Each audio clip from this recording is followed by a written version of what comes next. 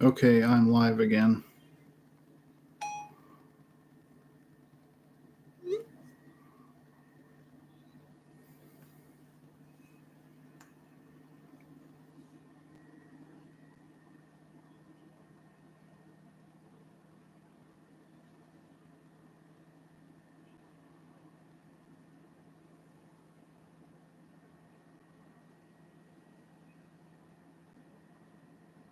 Yay. So I have no idea why the computer just straight up rebooted itself. The temperatures are all fine. I don't think anything was over like 57 degrees Celsius.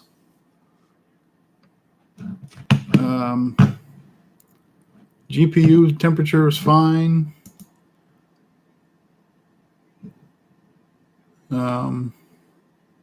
Yeah, nothing's over, like right now, nothing is over 44 degrees Celsius. I don't know why it did that. But again, this is kind of a rinky-dink setup, so I will have something better eventually. So I see Christopher, I see Jay. We'll wait for Steve and everybody to get back in here.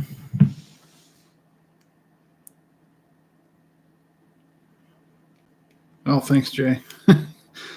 Yeah, it's like I updated Discord on this computer and now it doesn't run. It's like, why would you update if it's not going to run?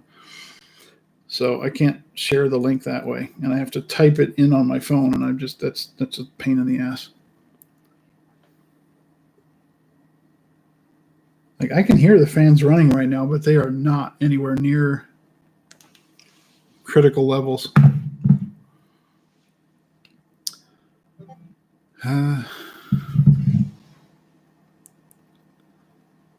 More stuff. Yeah, and I'm going to have to get, even with El Cap on here, OBS requires, I think, at least Yosemite to run. So I don't know. I'll figure something out.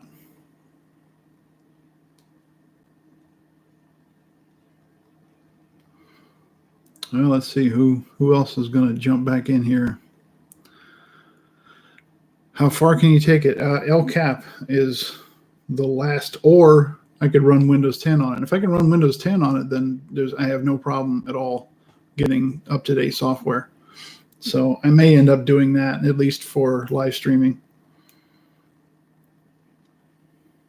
It's got 8 cores already. It has not been flashed to 2,1, but yeah, sorry about that.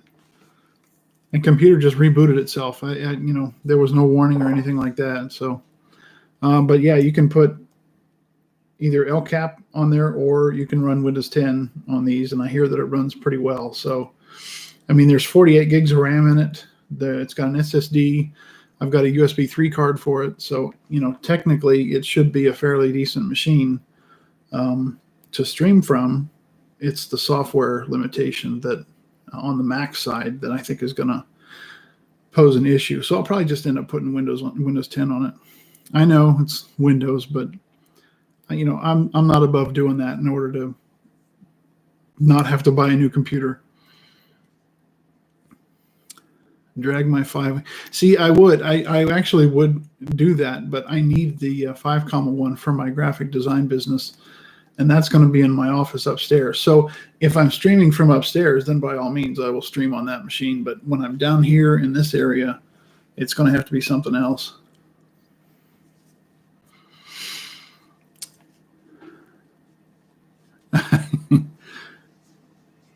Apple, yeah, I love that keyboard. Like I said, the first one that I have has some broken keys.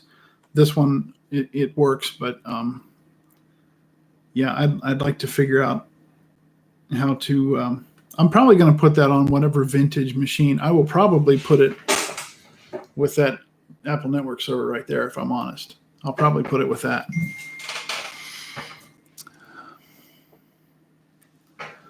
Okay. Oh, thanks, Jay. Yeah, it's okay. So we got 4 people now. We got Scarlet Swordfish, Jay, Christopher. I don't know if it counts me or not. I suppose it would. What Wi-Fi gear do I use these days? I have a DOCSIS 3.0 cable modem for gigabit.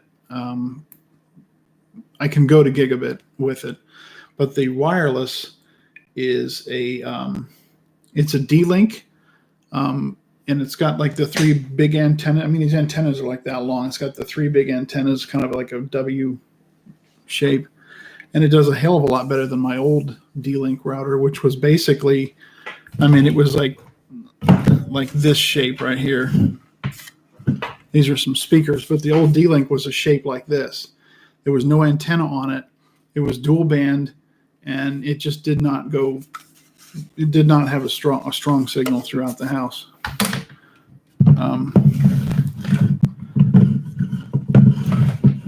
And the 5 gigahertz hardly ever works anyway, so I just don't even bother with that.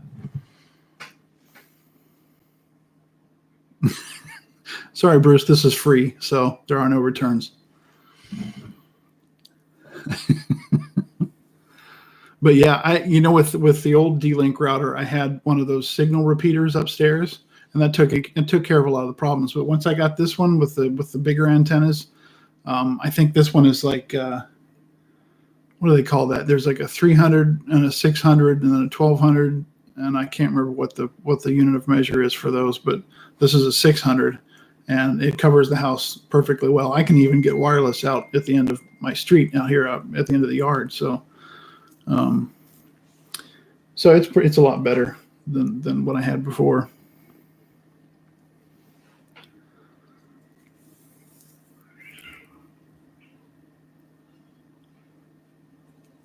I think my cat is upstairs, and he just saw a cat outside.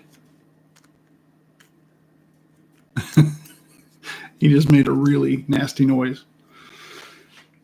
Okay, well, we're back in. Oh, I was talking about the Macintosh TV. So anyway, it wasn't really anything revolutionary. I was just going to say that I got the logic board, the analog board, and the TV tuner card all recapped, so it's good to go for however long. But it's another case of really limited hardware. You can only put like 8 megs of RAM in that thing, and it really ought to be more. It really ought to be more like 20 or even 32. But yeah, they didn't allow for that. Okay, what else have we got? There's an old Quantum Pro drive. I don't even know if this works. This is Pro Drive LPS, 1992.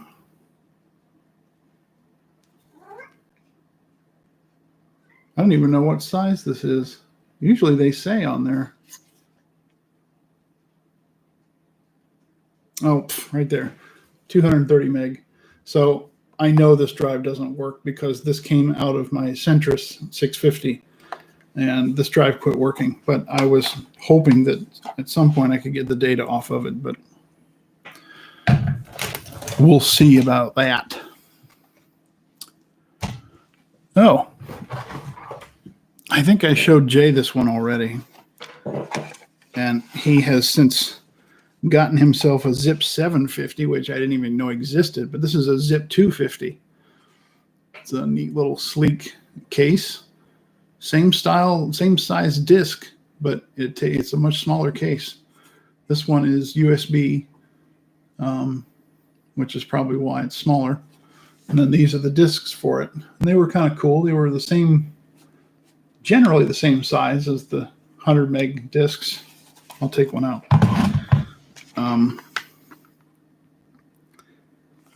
But they're rounded on the one side. So that's the disc, 250 megabytes. And I actually don't think these have been used at all because there's no writing on them, no labels of any kind. And the packaging is still fairly unmarred. PC formatted, not for long. Okay.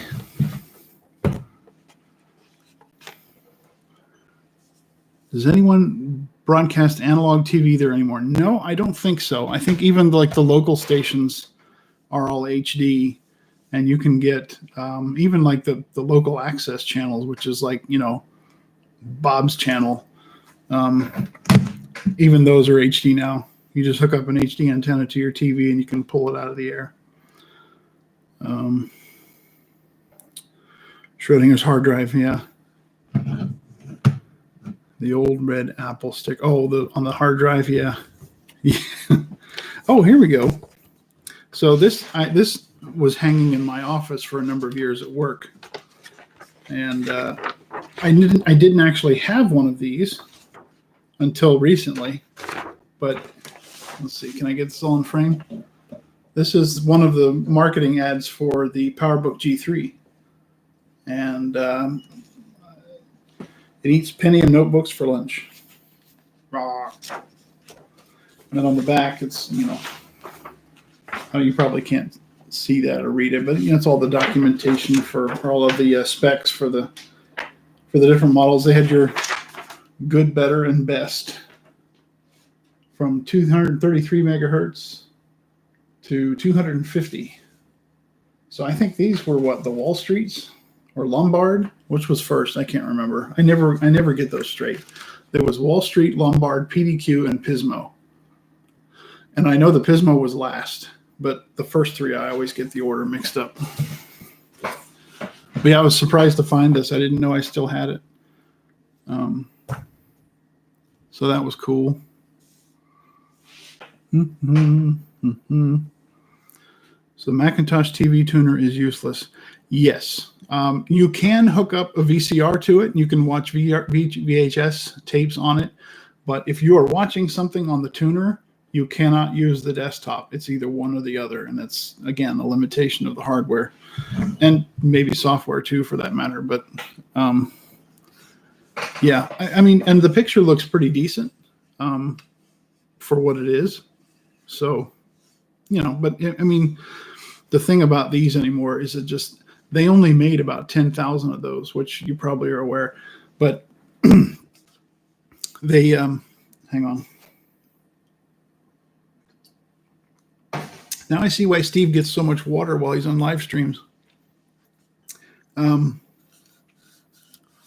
It's the rarity factor anymore, and just, you know, the cool factor. I mean, look, it's an LC475, but it's black.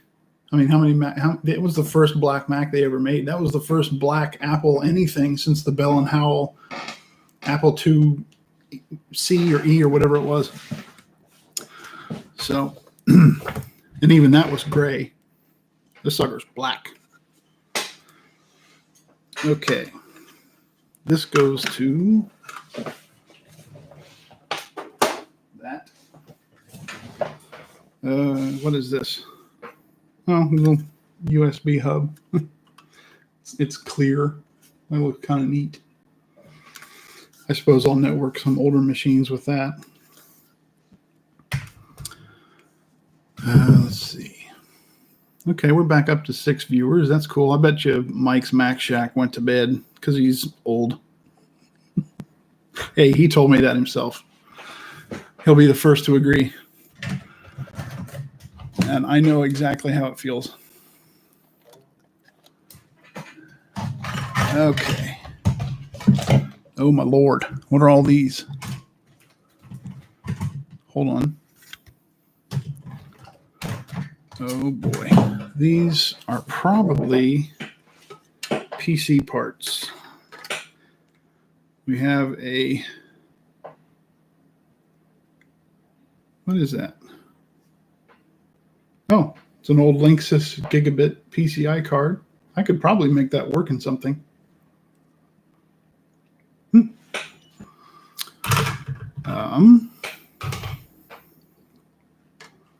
Here we have, ooh, this is a very old tuner card. looks like. I mean, you've got your coax and your, what is that? S video, maybe? Probably audio. Ooh, this is a Turbo TV card.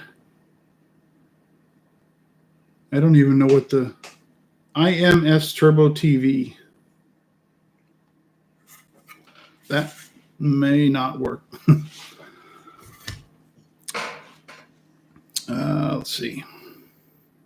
This is a Sapphire card. This is an old Sapphire card. It's got DVI and VGA. And what looks like video out port. So that would be S-Video. Just a simple little card. What does it say here? Radeon 9550, 256 meg card. So this is what video cards look like before they started getting all fancy. Pretty typical back in the day. Because cases were just big beige boxes, and they said, nobody's looking at the video card. We don't care that it's flashy. Let's see. What else? Not a whole lot else on this table. Oh, well. Oh, come here. Bunch of zip disks. I really like this thing. I actually used this at work for a number of years because I kept a lot of archives on zip disk, and now it's mostly personal stuff. But yeah, I think one of these is still from work back in the day, so there's probably files on there, but it doesn't matter anymore. But yeah, this was what I archived things with back in the day because I didn't have a CD burner. We had CD-ROM drives. We didn't have any burners. And I actually figured they were too slow. And this, I started archiving stuff on these before the click of death thing started happening. So once that came along, then I started investing in big hard drives and making multiple backups. Always backup.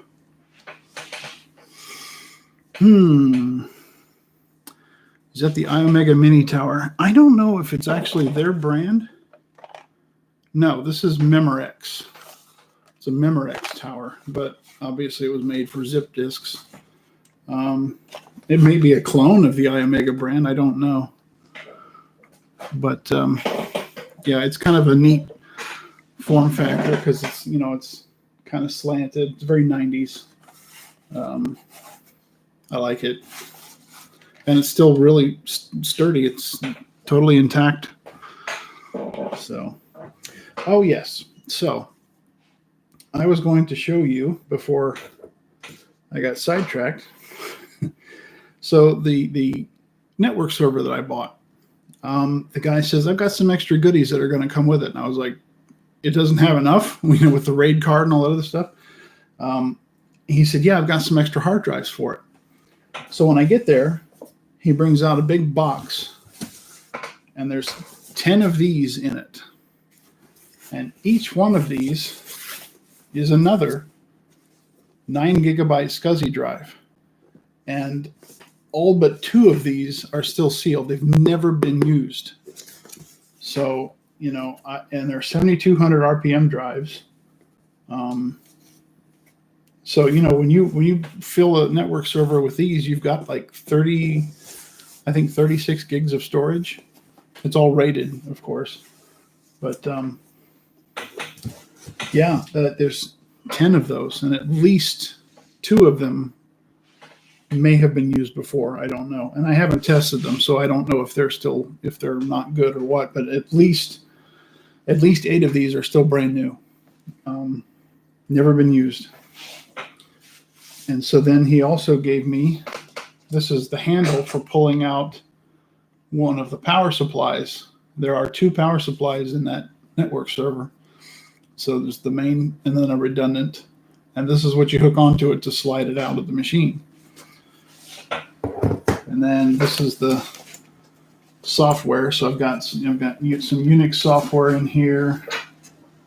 The network server CD pack, which I think I had to download for the one upstairs, but now I actually have the disk media for it, which is awesome. Legato data backup utility, and then the rest of these are empty. But yeah, it's all here. And then, if that wasn't enough, they gave me 2 more power supplies. Now, he said one of these, and this one looks well used. I mean, you can see there's been some moisture on this one, but I think this is the one he said was for parts. You could pull parts from it. It's 240 volt. Maximum load not to exceed 425 watts. 240 volt? No, it's not. What am I reading? Anyway, it's 425 watts maximum. And the other one has all the cables on it, but it's kind of buried here, so I'm not going to pull it out. But so I have at least one separate working power supply other than the 2 that are in there. So it's pretty crazy. Yeah, I wasn't expecting all that. And I actually kind of felt guilty. I was like, you sure you don't want more in trade? I mean, I can, come back out or send you something. He's like, I got what I wanted. So, but yeah, it seemed like a fairly lopsided trade to me, but he was perfectly happy. So I'm going to tell myself that that's good enough. Okay, well, let's see. We back here. There's a whole bunch of PowerBooks. There's 2 PowerBook 3400s. One is my working machine that I bought brand new. It was the most money I ever spent on anything in this room, whether it was new or not. That PowerBook 3400 in the front, I spent more on that than anything else in this room, and probably a lot of it combined. But hey, that was 1998, I think. So laptops were still silly expensive then. Right. As long as he's happy, and he was, the guy was a collector. He had a TAM in his living room, and he said, it works. I just never turn it on. It's there for, it's there for aesthetics. He had a Plus. He had a whole bunch of different computers, and he was one of those selective types, not like Steve and I, where we just get a ton. He had just the ones that he wanted, and specific models, and took real good care of them, and that's what he wanted. You'll take the TV tuner over your corroded one. Well, this TV tuner is not for the Mac TV. This is an old PC card that I don't even know where it came from. But yeah, I have no idea. So I guess now I can start going through software. How about that?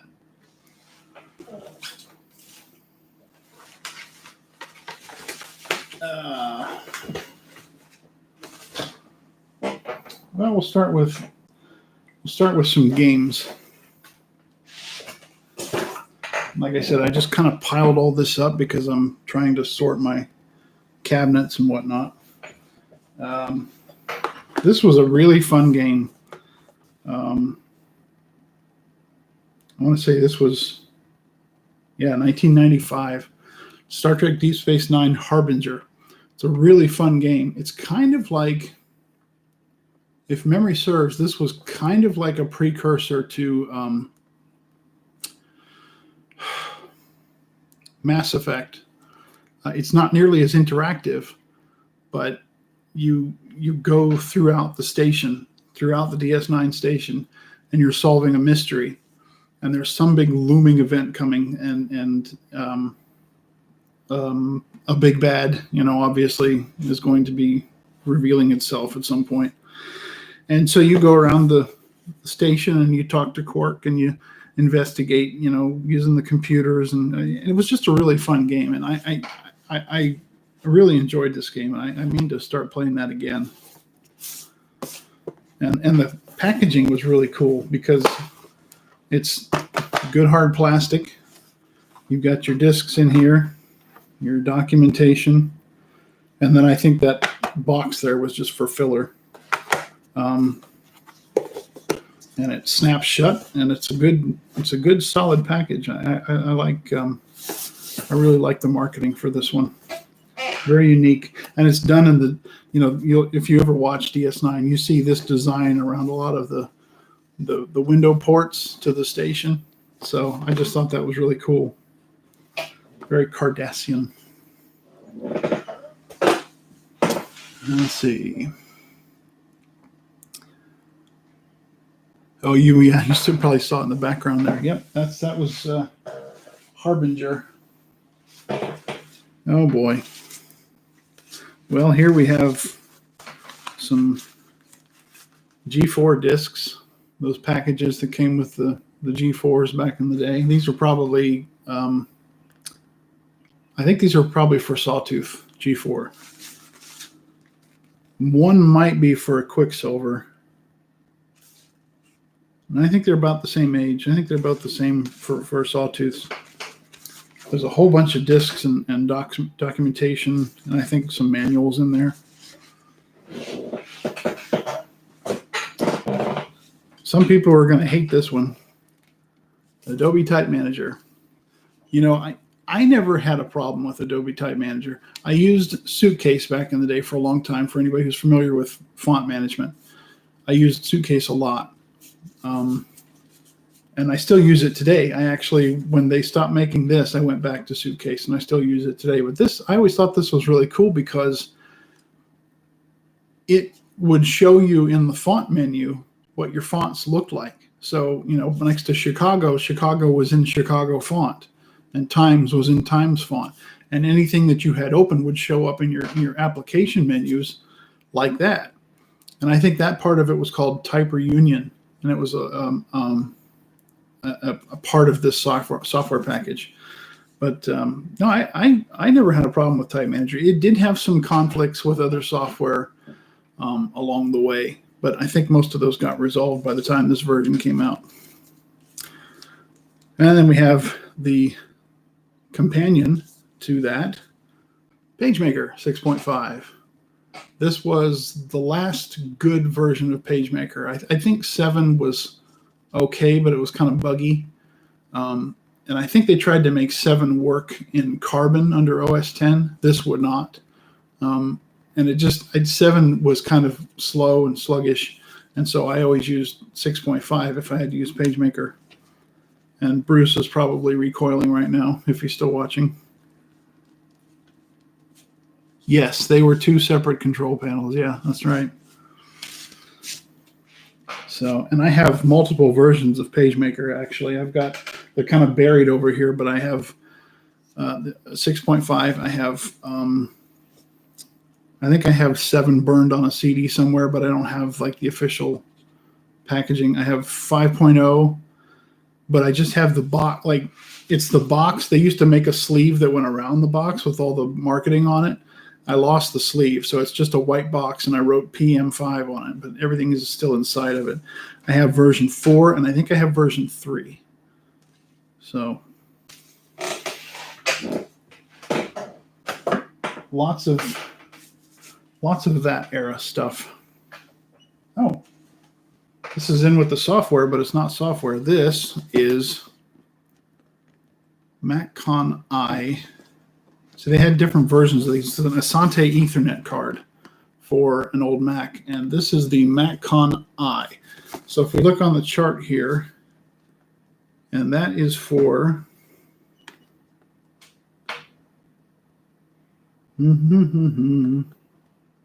okay, so this is for your big box Macs, your 2X, 2FX, 2CX, 2CI, the Duodoc, Centris 650, your bigger cases. So this is a larger card physically, and this gave you basically 10 base T Ethernet, which was, back in the day, it was a lot faster than Apple Talk. It was a lot faster than anything else. Ethernet was the king back in the day. Still is now, but obviously gigabit Ethernet. So that goes with the devices. I'm going to put that over here.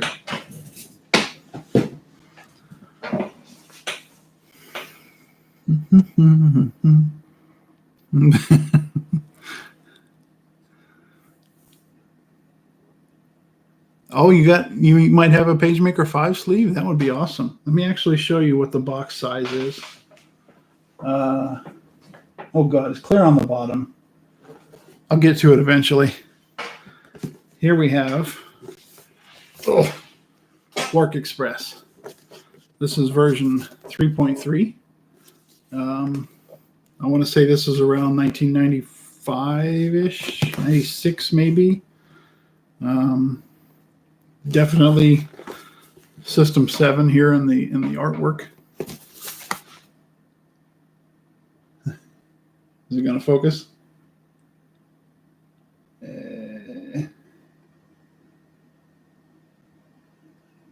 I don't know. Maybe it's just my screen. Is it a red sleeve? I don't remember, honestly. It's PageMaker version 5. That's what you're looking for. 5.0. So, but this is how they used to sell software back in the day. Your big, serious software packages. I mean, look at this. That's the box. This cavernous thing. You can fit computers inside that nowadays. But then everything was printed on books, manuals. This is an update disk. These are all floppy disks for installation. There's a lot of floppy disks in here. You had, I mean, this was a report that they printed annually for all of the extensions that you could install for Quark Express. I mean, this thing, look, that's all add-on software that you could install for Quark. It's huge. There's, guides in here. I don't remember why this has little hooks on it, but I think it probably set up as some kind of a, it's set up as like a big triangle type thing for your shortcuts and all that good stuff. This is a book for the FE Color extension. This is what they used before. What do they call it now? The graphics color standards. I don't remember. The installation guide. I mean, everything is in here. Everything was printed. And it's just a big, heavy son of a gun.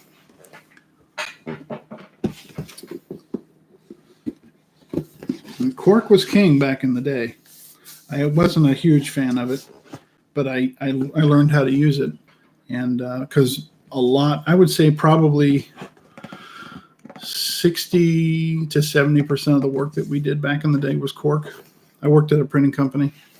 And then the rest was PageMaker. Oh, get over there.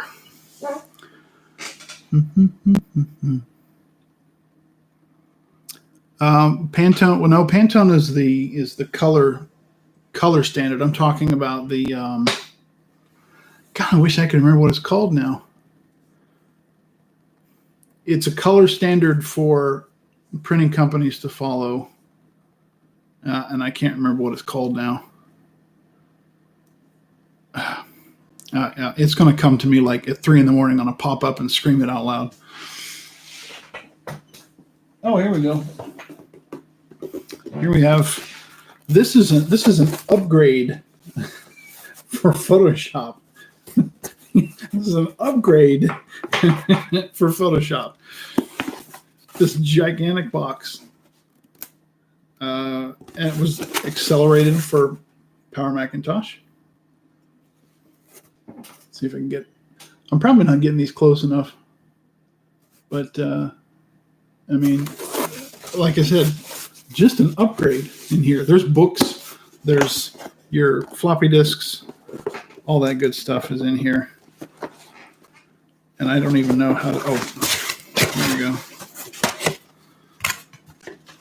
So that does not go with it.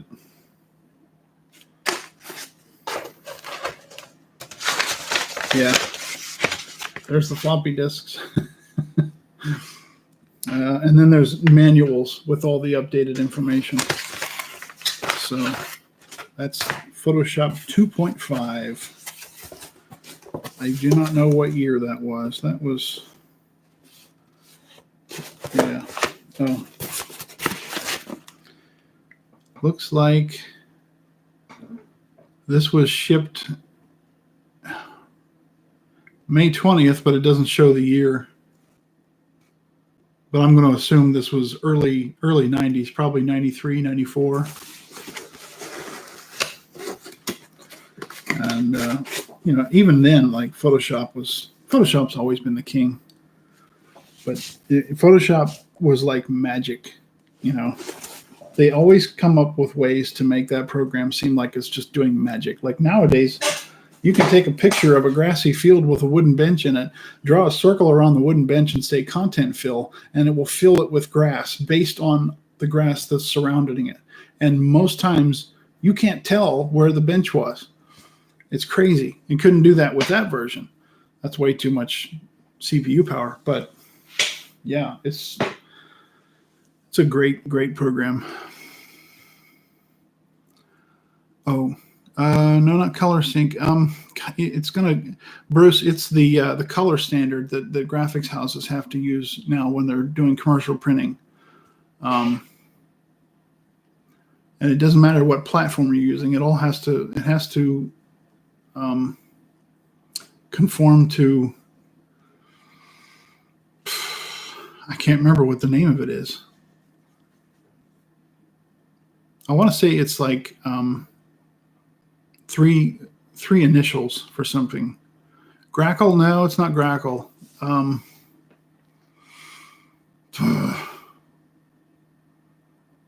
Hold on. I know where I can find it.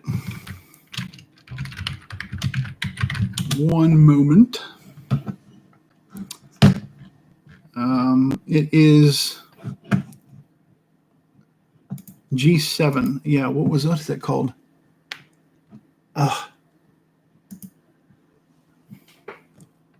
Doggone it.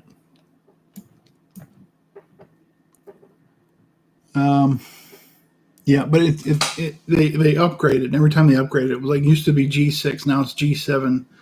It's like a blue circle with G7 in it. It's a graphics standard. I can't remember what the hell it's called, but yeah, it doesn't matter. Okay. Oh. Again, old man noises. PageMaker. This is when PageMaker was still owned by Aldus. Aldus is the company that was around before, well, I won't say before Adobe. It's before Adobe bought PageMaker. They made PageMaker. They made Super Paint, which was a Photoshop alternative. Not quite as powerful, but it was actually a little more fun to use. God, what else did they make? What else did Aldus make? Freehand, which was the precursor to, well, again, they were both out at the same time, but it's the same type of program as Illustrator, which I also have over here. But yep, Aldus was a really great company, and that's Aldus right there. That's him. I can't remember what his full name was, but he was one of the pioneers in printing back in the day, back in the olden times, if you will. Oh, there's all your floppy disks. All this was funded by Apple to get more software available for the Mac. That's awesome. I did not know that. And do it they did, because there was a lot of great stuff for the Mac back in the day. PageMaker was like the first really mainstream page layout program. Obviously, Quark came along and became ultimately more popular, but PageMaker, I think, was like the granddaddy. And it may have come out first. I don't remember. I don't know. I never used Quark before version 3. So, but yeah, again, gigantic boxes, very solid, very well built.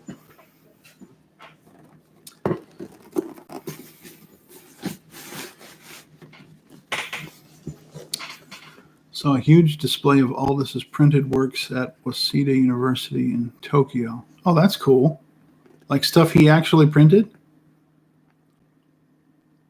Yeah, big box software. It's fun. Takes up a lot of room, but it's fun. I miss them too. Oh, you want to see boxed OSs? I can show you that. Oh, by the way, Steve.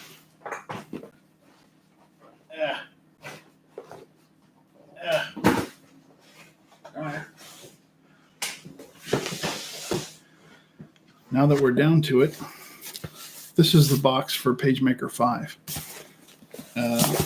See?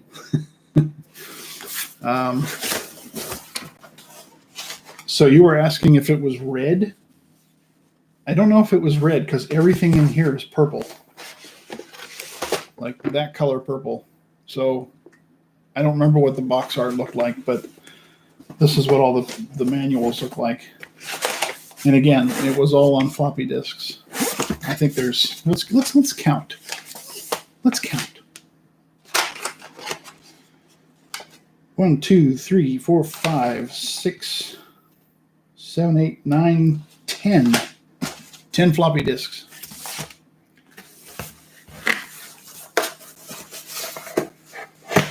That is before they started putting anything on CDs, obviously, because if CDs were available, why would you do that?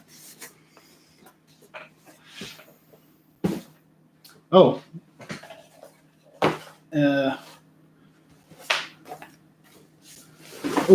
well, shoot, I dropped it. But speaking of Aldous,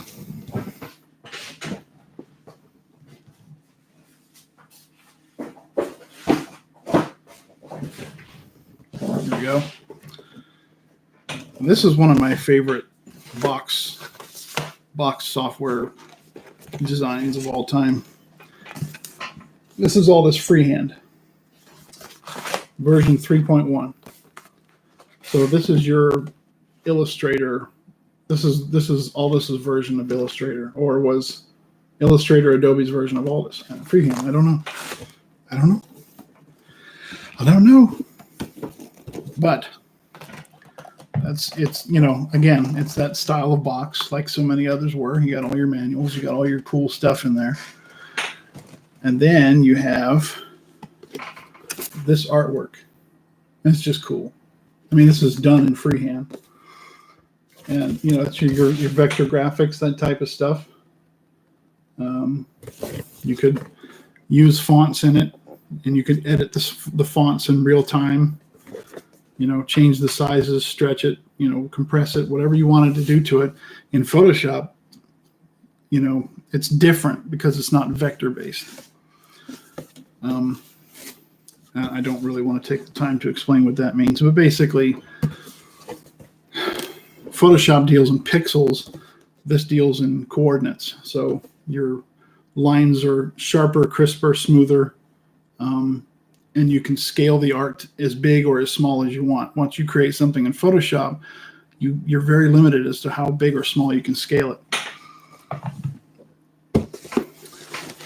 That's what a vector program is, vector drawing. But yeah, I love that artwork. That's really cool. And there was always some variation of that on all of their artwork. Oh, because here, this is black and white, but you can see Freehand 7 still had the little jumping man, or whatever you call him. This guy is armed with a fountain pen, so you better watch out.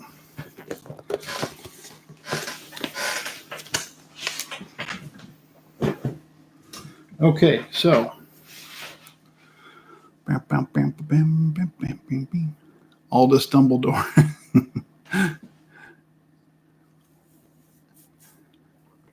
Yeah, the pen tool. Yeah, looks like a fountain pen, which I actually have a couple fountain pens. I really like writing with those. And impale somebody. Yeah, I mean, you know what he's doing. Actually, that's not a fountain pen. I just realized that. It's one of those little felt tip, very, very fine tip pens. Looked like a fountain pen from a distance. If I can get this thing to focus. Anyway, there's a little tiny tip right there.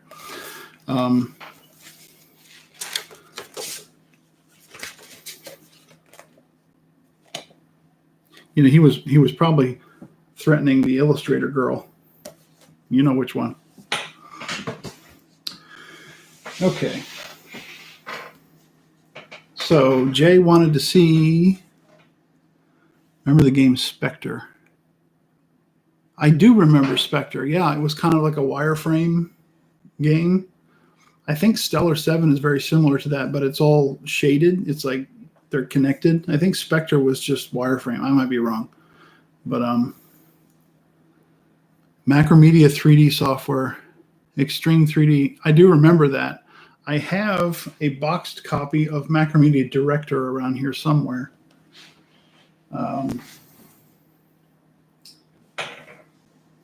It's probably buried in the pile, but yeah, Director was really cool because that was your first like big multimedia. That like preceded Final Cut Pro. That was what you edited video with and did like flash animations and stuff like that. It was all Director was like one big suite of programs. So you had your Macromedia Flash before Adobe bought it. You had what was some of the other Macromedia Extreme 3D. I think maybe even Freehand was a part of that group. I don't remember, but it was a big multimedia suite of software. Okay. All right. So Jay wanted to see boxed OSs. So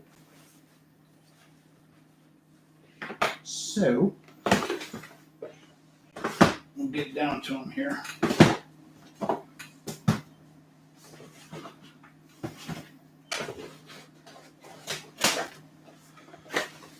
We will start with the oldest. Hold on.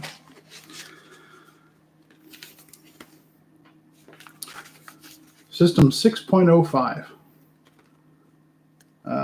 It's not the oldest software I have, but it's the oldest, physical copy.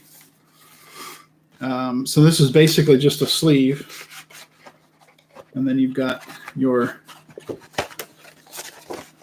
floppies are inside of the sleeve like that. So there's 4 floppies there. I think the system tools, 2 install disks, and printing tools. And then you have your manual. And again, everything was printed back in the day.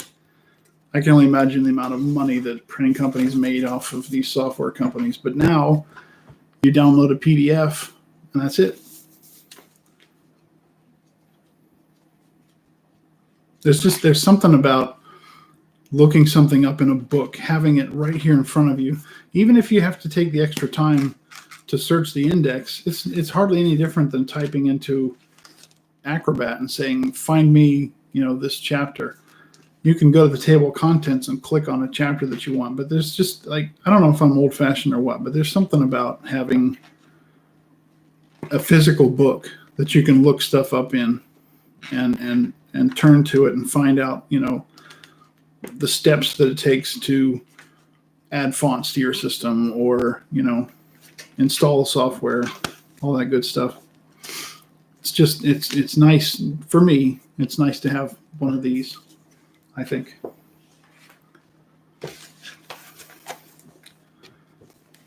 So let me put this back.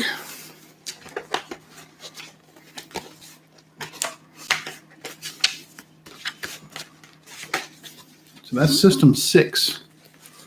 System 6 did not let you run, let's see. Did they have multi-finder in System 6? I think that was System 7. I think System 6 you still had to run whatever program was active was the only program you could use. I think. Multi-finder was 6? Okay. It's been so long. I mean, I'm going to install this on one of these machines over here for one of my videos, but I have not used System 6 since high school. I'm talking like 1993 or 4, something like that. So, and by then System 7 was out, and so only the older machines at school had System 6 still on them. All right. What else? Oh.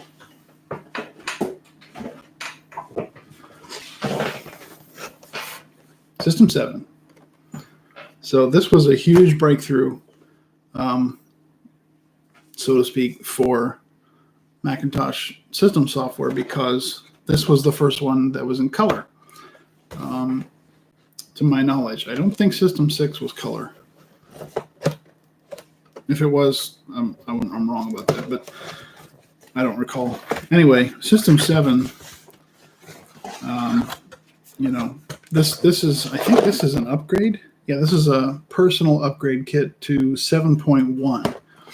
So if you had 7.0 or System 6, you could buy this and do the update. So you've got your upgrade guide. There's 2, 3, 6, 8 floppies in here. And that was System 7.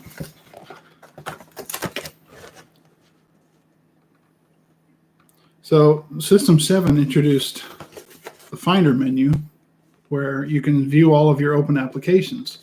And it might seem odd to people nowadays that at one point that whatever program you had open, that's the only program you could use. So if you wanted to use something else, if you were in Photoshop and you wanted to use PageMaker, you had to, I think you had to quit Photoshop and open PageMaker.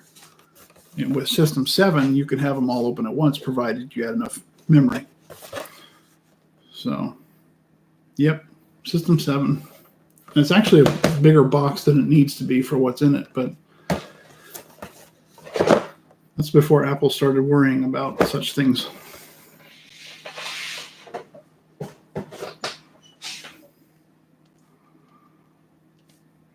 The chooser, I think there was a chooser, and the chooser is what you would select your printers and your network and things like that through. Yeah, I think there was a chooser in System 6. Like I said, it's been years. I don't recall. Hi, my cat is here. You want to be on TV?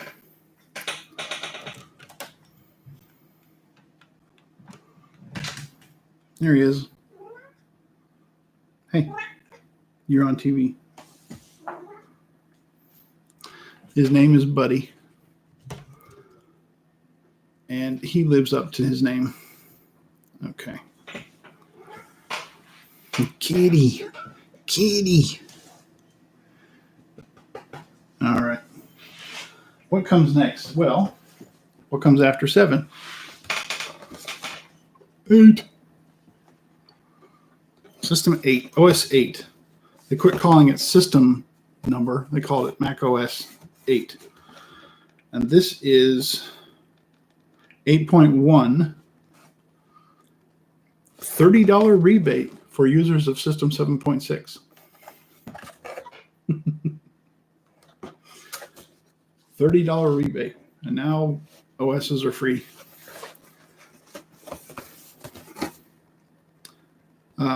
I really liked OS 8. It doesn't run as well on certain older machines, but on the ones that it does run well, I think it's especially 8.6, which is the 8.6 is probably one of the best and most stable and most reliable versions of Mac OS that was ever made, including OS 10. Any version of OS 10. See here, look, you started getting into your internet apps. You have Netscape Navigator, Internet Explorer, Java, and Pointcast. Pointcast was, I think, an early version of what today you would call streaming, I think. I think it worked with QuickTime. It may have been audio only. I don't remember. Pointcast. Doesn't really say anything about it on here, but it was one of the technologies that was supported by OS 8. And I think this one actually came on a CD. They really wanted you to know that it was Mac OS 8.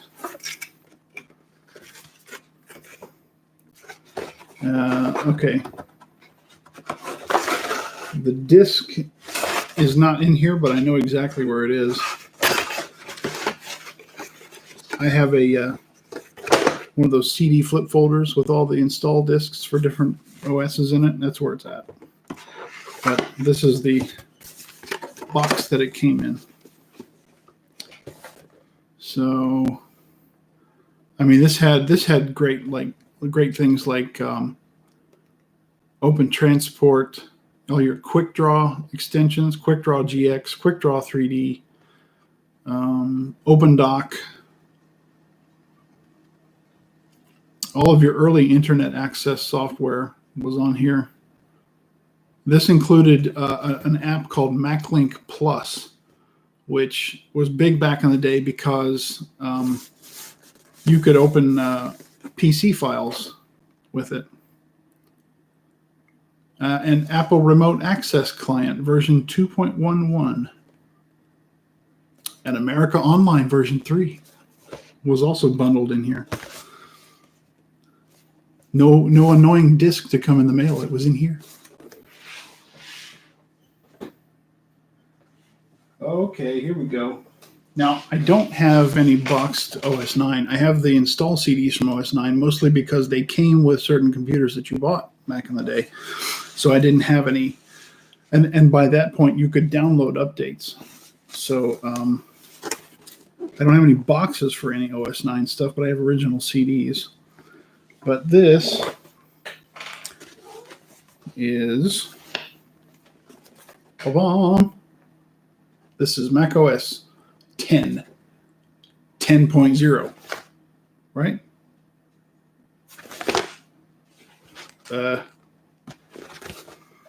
Hold, please. Yeah, this is OS 10, 10.0, and it also has a CD for OS 9.1. And a developer tools CD. So there's 3 CDs in here.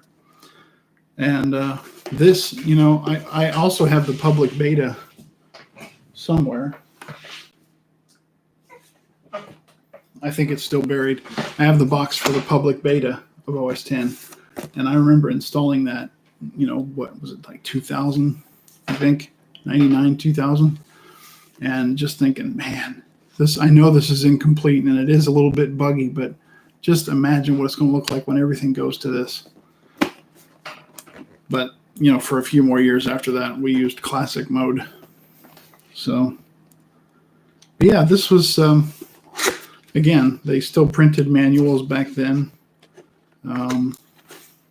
It did come on CD. I don't think anything came on DVD until Panther, because Jaguar was 2 CDs. And then I think Panther was the first DVD, maybe. I don't know if I'm wrong. I might be wrong.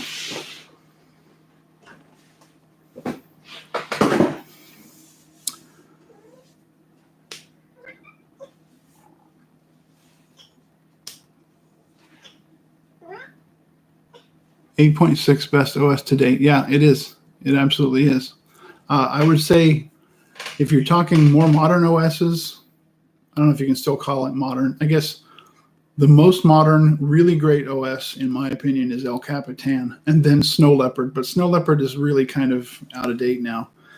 and then OS 8.6. I think those three are the top three versions of Mac OS that ever been made. Here we go. This is 10.3 Panther. I really like the case on the box art on this because you've got this embossed X and it has like a gloss varnish on it, whereas the rest is kind of a matte finish. You got this gloss embossed X that just really pops at you, and it's got the brushed metal look to it. $130. $130. But that's how you upgraded OSs back then. 8.6 Tiger. Yeah, Tiger I will agree is one of the top. And High Sierra? Yeah.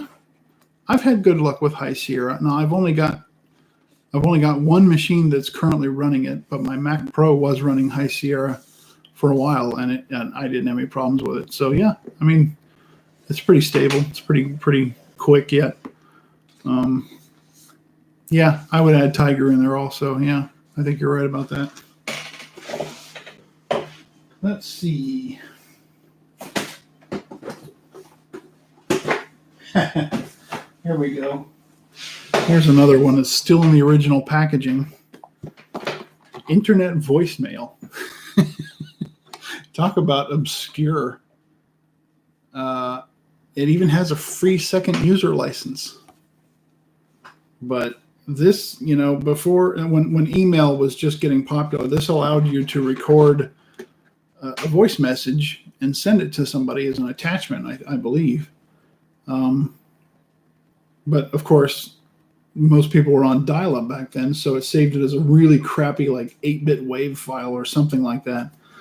Or for Mac, it was probably a .snd file. Requires System 7 and a Mac with an 030 or 040 or PowerPC-based processor.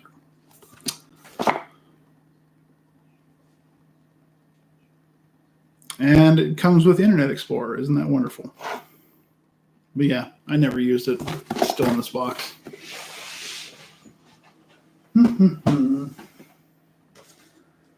Well, how about some games? You want to sing some games?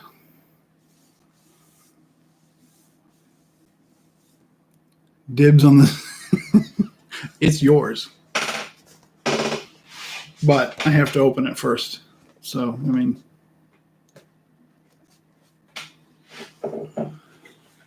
Okay.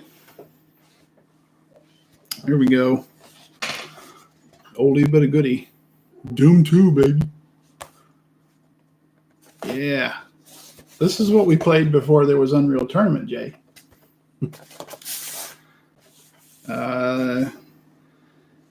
Let's see. QuickTime compatible. I would hope so. CD-ROM, Macintosh and Power Mac. You needed an 040 or a PowerPC, System 7.1 or newer, and 8 megabytes of RAM. Also supports Mac-compatible joysticks. So there you go. That's one I can use that joystick with. Double-speed CD-ROM, highly recommended. Highly recommended. Good old Doom. That was a fun game. That brings back a lot of memories. Just shooting monsters with my friends. It wasn't multiplayer, I don't think. I think Quake was the first one that was multiplayer. But we used to take turns with Doom all the time, and it was just tons of fun. Advisory, violence, blood and gore, and mild expletives.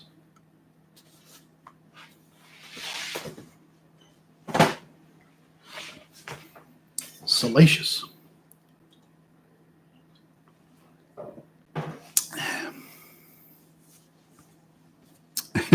Thanks, Jay. So what we got? 6 people watching. Okay. If there's anything like, I got more games. I think that's pretty much. I got more games, or I can talk about this stuff, or I think as far as gadgets go, that's most of the cool stuff. There's nothing. There's like some speakers over here and USB hubs, but nothing really impressive. So what do you guys think? What do you think I should go to next? Well, I'm trying to make it interactive, Jay.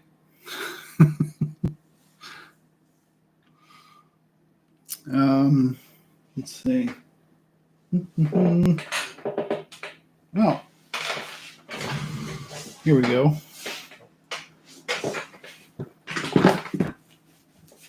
Let's see.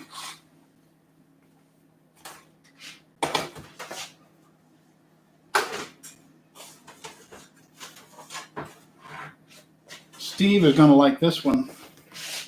Are you watching, Steve? Are you looking? Are you watching? You've already seen this before. In fact, I think you have a couple of these. This is a SideQuest drive. These were basically removable external hard drives that you could swap out. This is the drive, obviously, that reads and writes. And you pop the disk in there. It looks like a giant, it's translucent, so you can see the platter inside. But it's just basically a big data cartridge that goes in here. And this one formatted and read and wrote to 44 megabyte disks. I have another one up there that does 200 megabyte disks, and they look the same, but obviously formatted a little differently. Enjoy the weather, Jay, because it is nice. I've got the house open, and it's just heavenly. I love it. Hey, Grudy, what's up, man? Getting that house taken care of? I hope so. That mold can be some nasty crap, man. My folks just had some damage from a storm at their house where one of the white pines outside in the front of the house fell down and went through the roof into one of the bedrooms. The branch came right through the bedroom. It looks like something out of Stranger Things. This big dirty branch hanging through the ceiling, dripping water on everything. Insurance is going to cover everything, but there was just water flowing in like crazy, and the ceiling started to like bow, like it was going to fall in. One piece actually did fall down right after we moved the bed, and couldn't figure out where all this water was coming from. So finally, after the rain stopped, we go out, and my brother-in-law got on the roof, and there was a huge gash that went through the top of the roof, but not into the bedroom. That's how all the water was getting in. But they're getting it taken care of. But yeah, that mold stuff is just nasty stuff. So I hope you guys are having good luck with yours and getting that taken care of.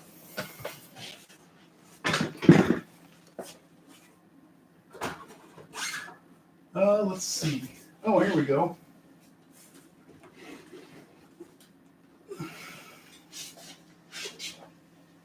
Gotta be careful with this one.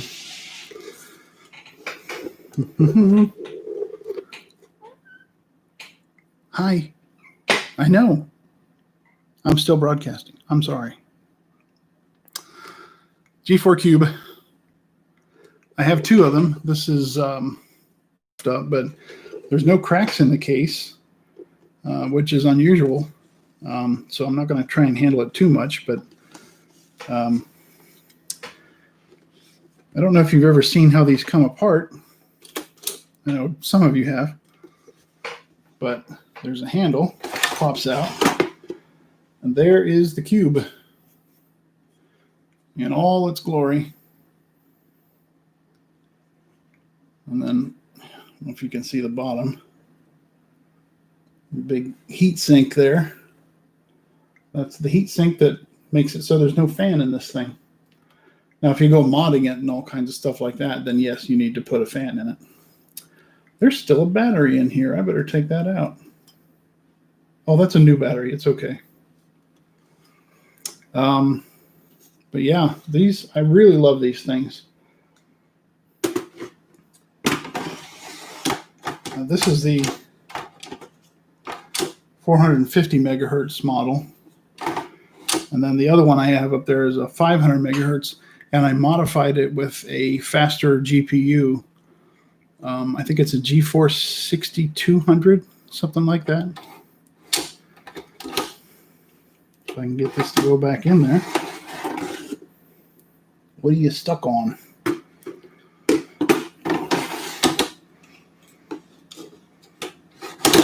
There she goes. All right.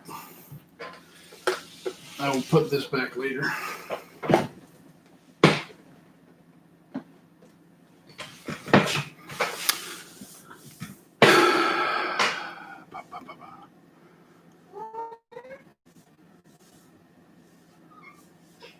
Build that thing up under molar max.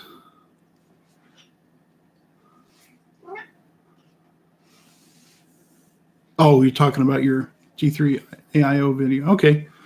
Well, I need to. Is that the one that you made already, like a while back?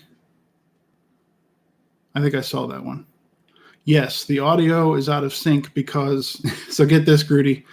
I am live streaming on a 2006 Mac Pro 1,1 running Mavericks using YouTube's encoding, like online encoding through the browser. So that's why the audio's out of sync. So I apologize about that. It's better than it was earlier today, but it's gotten better.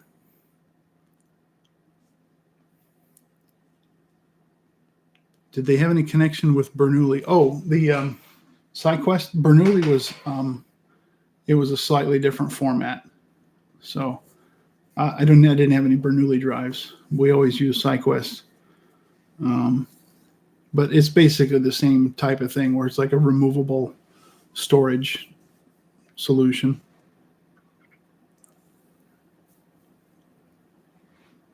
So, oh, over there, you can see my sound sticks.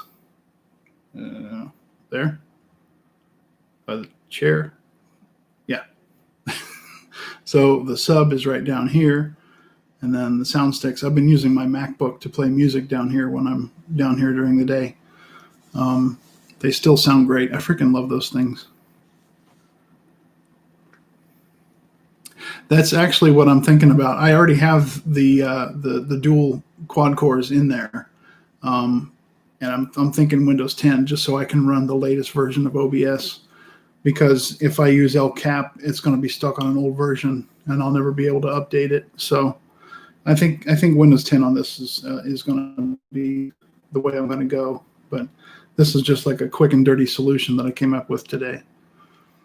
So yeah, it's got all the upgrades. I have a USB 3 card that I'm going to put in it also. Not that it's needed, but it's just an extra card that I have sitting around, so I'm going to throw it in there.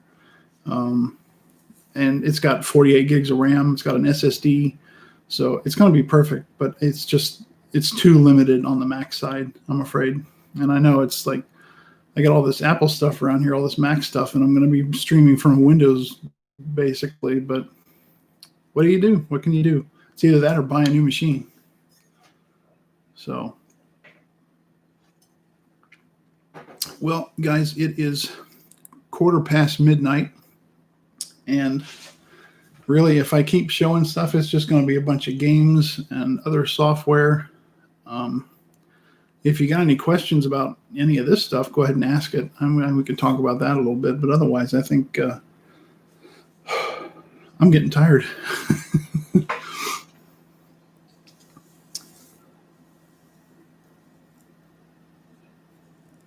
I'm glad that you tuned in there, Gritty. This is kind of fun. It's a little awkward doing a live stream because I'm used to hearing people feedback, but I have to read it here, and I can only check it so often. So it's kind of different, but I like it. It's pretty cool. I can see why Steve likes to do it. So,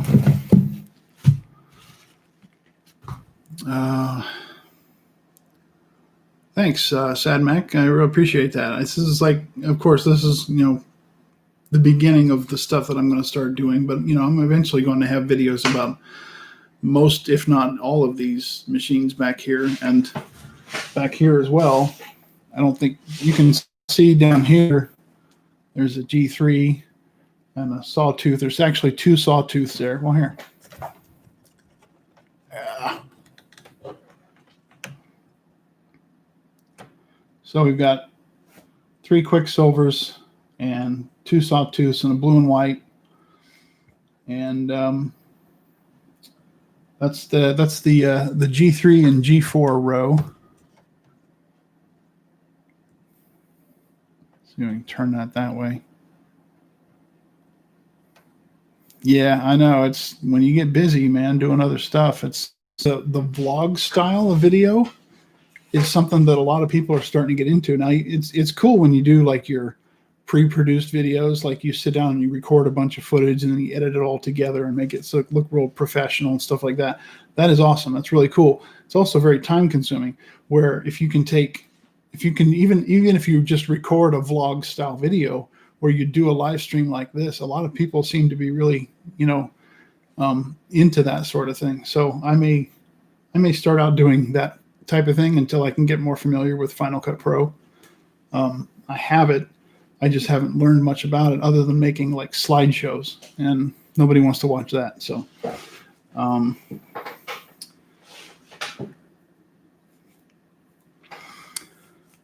those sound amazing.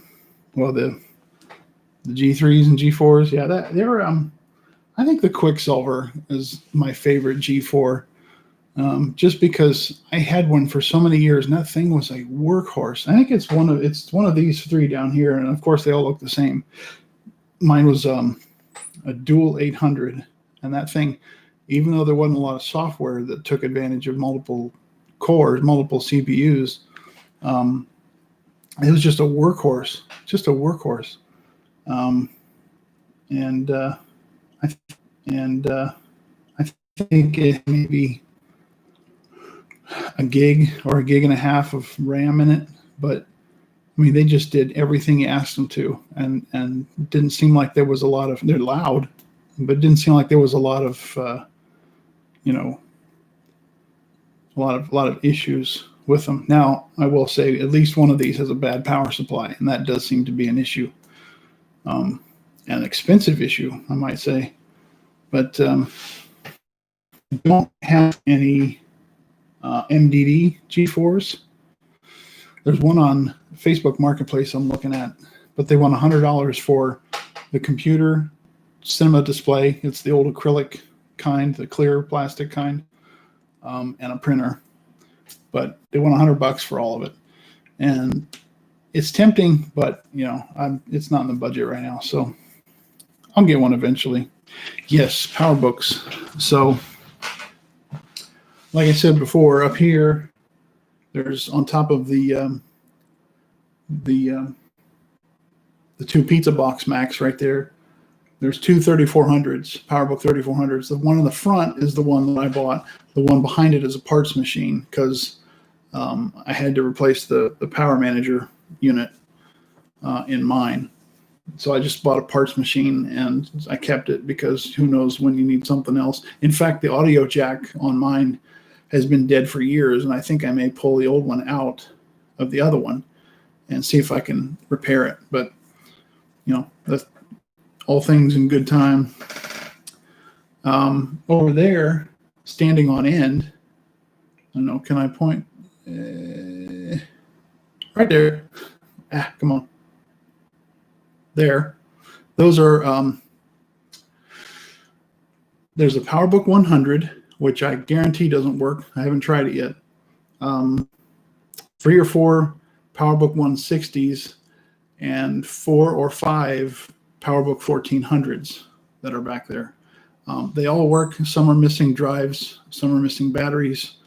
I only have one power supply for all of them, so I'm going through them and testing them one by one when I can. They were basically given to me in a box by a friend of mine who did some recapping for me. And so I think most of them work, except for that 100. It probably does not work. And then I have a PowerBook G probably does not work. And then I have a PowerBook G4, a 15-inch.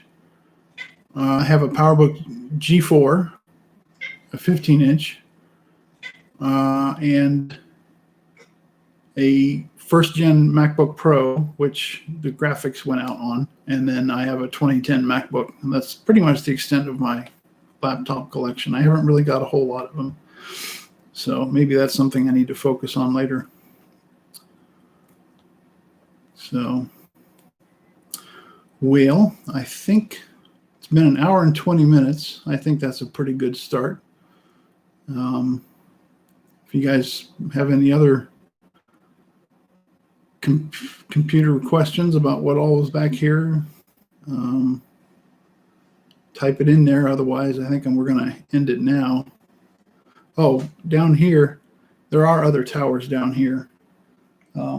So on the very end is a Workgroup Server 9650. It's basically a PowerMac 9600.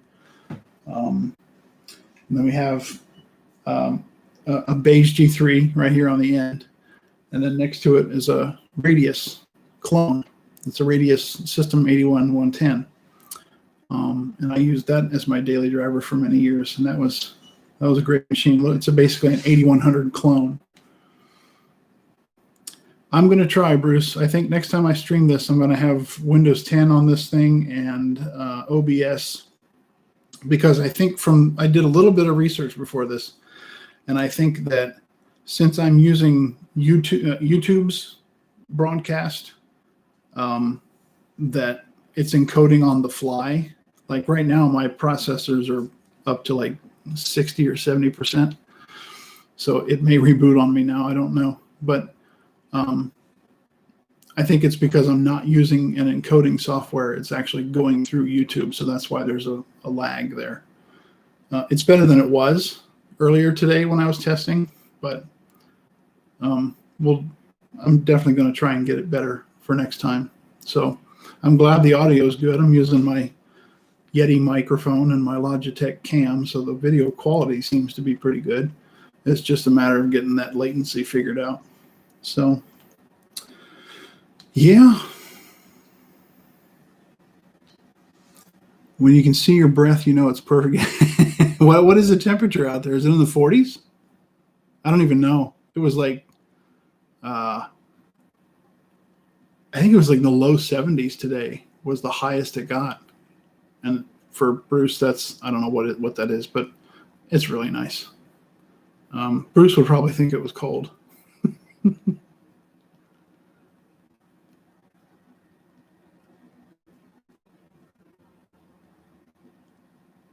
Yeah, I had to close the window down here because the cricket that was outside earlier is now mini crickets, and so I had to close it because it was just going to get on my nerves.